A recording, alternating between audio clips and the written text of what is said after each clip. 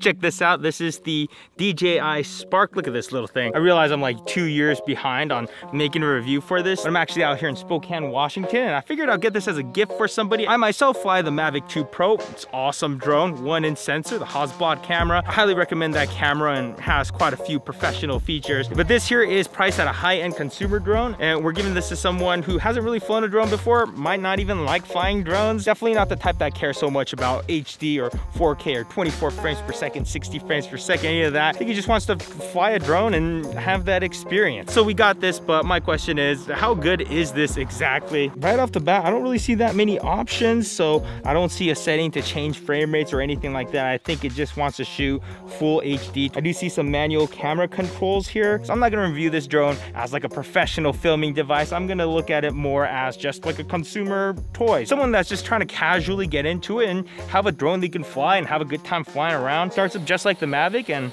got the controller here. Wow, I think it's tiny. That is adorable. It's got some sensors on the front and the bottom. I don't think there's anything up top or on the sides. Wow, this thing is cool.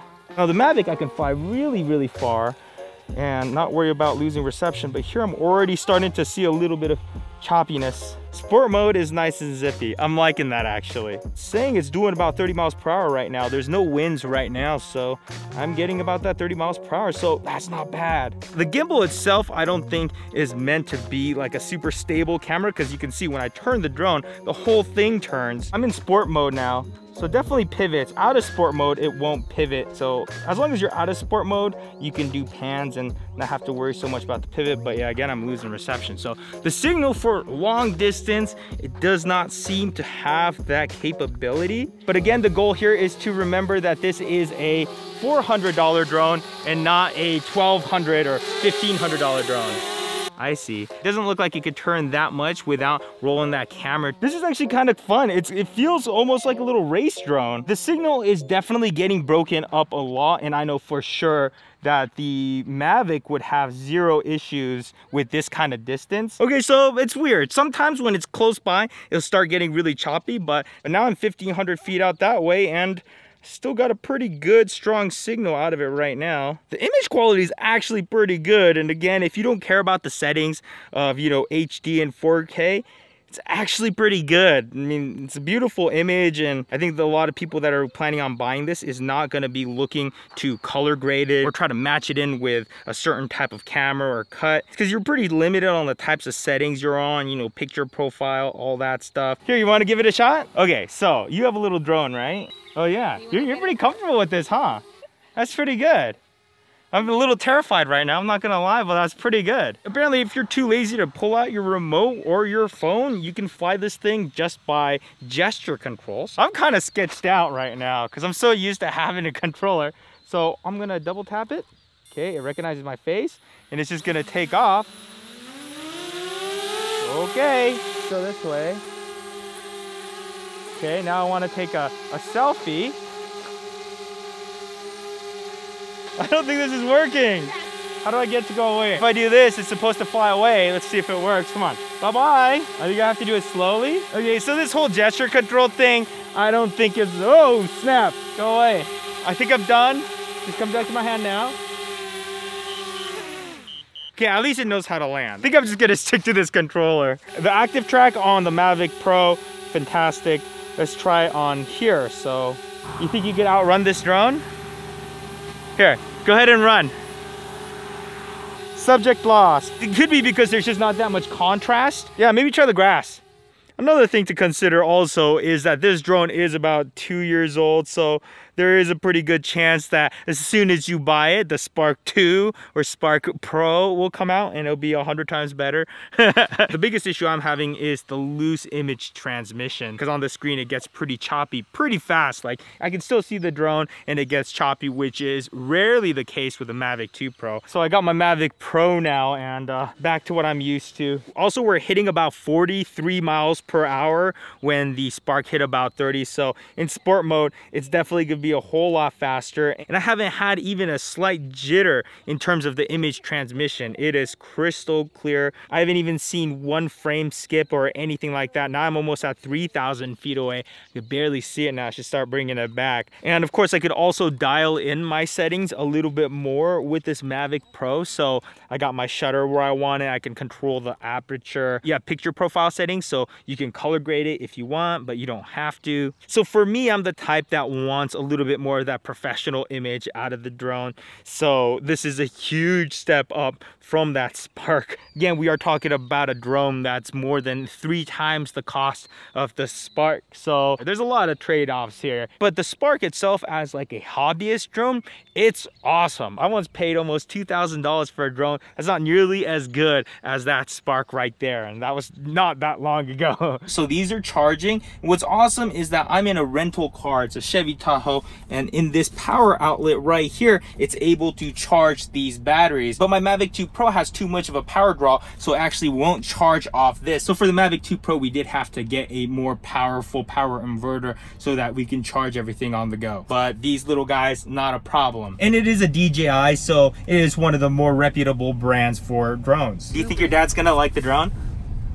Yeah, I think he's really gonna like it, actually. Okay, if I ever need to seek permission to enter the family, he'll be like, no! And then I'll be like, well, remember that time that I gave you that drone? He'll be like, so fine. Right. Hopefully we can give it to Carrie's dad before I crash it, so apologize in advance if it's broken. Can you please buckle up? Uber driver, don't tell me how to live my life. I also keep seeing people grab it and turn it on its side. I think that might be how you easily turn it off. Oh yeah, there you go, that was easy. I also heard you could just turn your phone into a remote in case you don't want to get the remote, which would actually be a little bit cheaper. I'm not expecting much out of being able to control it with this phone because it is just using the phone's Wi-Fi, so there's no way it's gonna get out very far. I mean, I suppose you could access some of the basic features like quick shot. All right, let's try this quick shot real quick. We're rolling. And there are no rear sensors, so you do hold up. Why is it flying out that way? Come back. This does not make me feel good at all. Oh, somebody's calling me. So, hold on. Hello? It just like wandered off on me. It just started flowing. I'm just gonna stick to using that remote. That was scary. All right, so a little bit later that day, the plan was to go out with Carrie's dad, Jason, and show him how to use it, get him excited about it, and be like, surprise, it's yours. But unfortunately, so we flew it out that way a little bit, and I think it got hidden behind that building. So the transmission signal is definitely not up there with the Mavic, but hopefully it's smart enough to make its way back. So after about 15 minutes of it not coming back, we basically realized we need to go on a rescue mission. So we're on a little adventure now. We basically just need to get right onto the other side of this building. Yeah, it looks, yeah, it's almost like it's just right in front of us. So Carrie got a hold of the manager and he ended up being super cool. He has a Phantom himself. We then realized it actually didn't land in the back of the building. It was on the roof. Luckily, we happened to get in touch with the right guy because he had access to everything. There it is, right there. Oh man, we got it. It was on the roof. So yeah, that's the story of how I gave Carrie's dad a drone right after I crashed it. He was still super happy about it. We changed out the propellers and it still flew fine. Now I must admit I messed up. You are always supposed to be able to see the drone, keep it within your line of sight. But I was trying to get this shot and accidentally crept it behind this building, so the building was in between me and the drone, which is a big no-no. So my bad. I'm sure that's why we lost connection, even though we were relatively close to the drone. It activated return to home, so climbed 30 meters and flew straight towards us. Turns out the front-facing sensors are deactivated if the drone's at a certain distance. Of course, it clears the building, not this obstacle though. So yeah, when I finally fetched it back, I adjusted the return to home flight to be a little bit higher. Learned my lesson there. So overall, I would say the Spark is a great drone for the price. I wasn't thrilled with my experiences flying it, but I think it's just because I've been been spoiled by the Mavic 2 Pro. For 400 bucks, you're getting front-facing sensors, GPS, a pretty decent camera, 1080p, 30 frames per second. And the Spark itself is $399 currently with the controller, and I think it's like $330-ish without the controller, but I definitely say at least get yourself that controller. Obviously, my biggest issue was the range with it and the lack of solid connection. And again, if you're still more of a beginner at flying drones, you really shouldn't be setting them that far out there anyways. So I think for their target consumers, who's generally going to be flying it within 100, maybe 200 feet of where they're standing, it's a pretty solid option. And I think DJI has done a pretty good job at creating their product line. Obviously, you have the Inspires that are thousands and thousands of dollars. Then there's the Phantoms, the Mavic Pros, the Mavic Air, then the Spark. And each step of the way, there is a noticeable difference in performance. So you really look at the product line and you get what you pay for. Now, most of you watching my channels are filmmakers or content creators. I would say skip the Spark. At least go up to a Mavic Air, because you're gonna get a lot more capability out of that Mavic Air. The Spark, you're limited to 1080p, 30 frames per second. And as you guys have seen with the Spark, you can't fly too fast without the gimbals getting maxed out and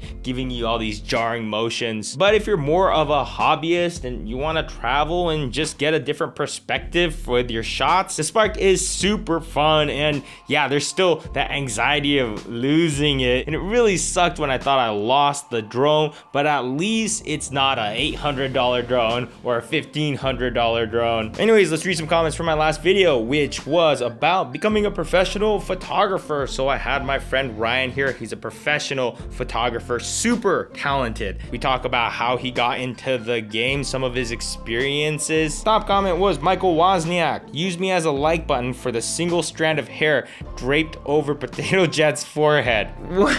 You guys notice like the most random things. Tyler Cheeseman says, can't wait to unlock Gene in the next Tony Hawk game. That would be the saddest unlock ever. You would have to punch in like such a complicated combo for me to do an ollie. Potato, you should sit on a gimbal because your head jitters a bit while listening to my... What? What are you guys even talking about? Okay, I see it now. Man, you guys point out stuff that I would have never even thought of. Every video has so much information and still has humor in it. I love your videos. Alright, let's see a kickflip montage now. Guys, you guys have to stop asking me to do a kickflip. That is incredibly difficult. I might get hurt. Tech V8 says, do a kickflip. Double like for a kickflip at the end. There's a lot of requests to do another kickflip. I gotta do it. Let's go.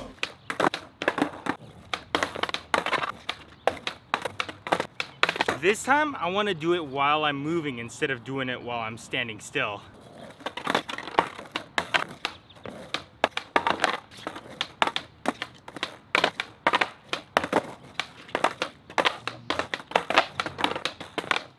I don't know, you skateboarders tell me what I'm doing wrong. You guys can look at my video, watch my form, tell me what I'm doing wrong.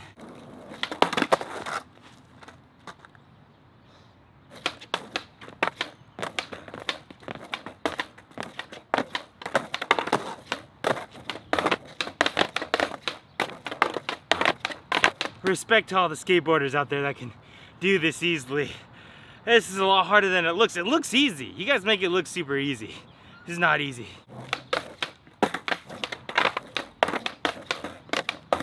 It's a lot harder to do while you're moving. Doing it while standing still seems easy now.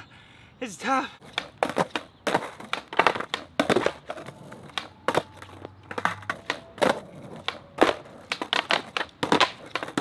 Oh God, how many attempts was that? Oh God. I honestly should have brought some water. I didn't realize this was gonna take so many attempts. I'm really thirsty. I'm really exhausted, guys. I think I'm gonna have to go get some water and come back later. I feel like such a failure right now. I'm such a bitch. We'll be back though, we'll be back.